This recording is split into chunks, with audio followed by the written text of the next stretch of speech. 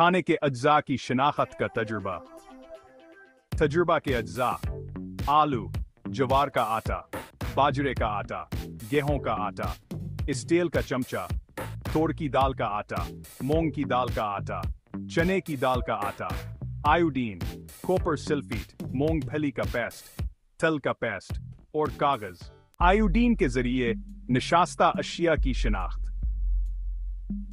Iodine के महलूल को निशास्ता की मौजूदगी जांचने के लिए इस्तेमाल होता है। आयोडीन को आलू, ज्वार के आटे, बाजरे के आटे और गेहूं के आटे पर डालें।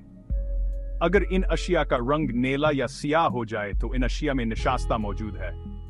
कॉपर सल्फेट के जरिए प्रोटीन अशिया की शिनाख्त। मुख्तलिफ दालों के आटे पर कॉपर सल्फेट की चंद बूंदें डालें।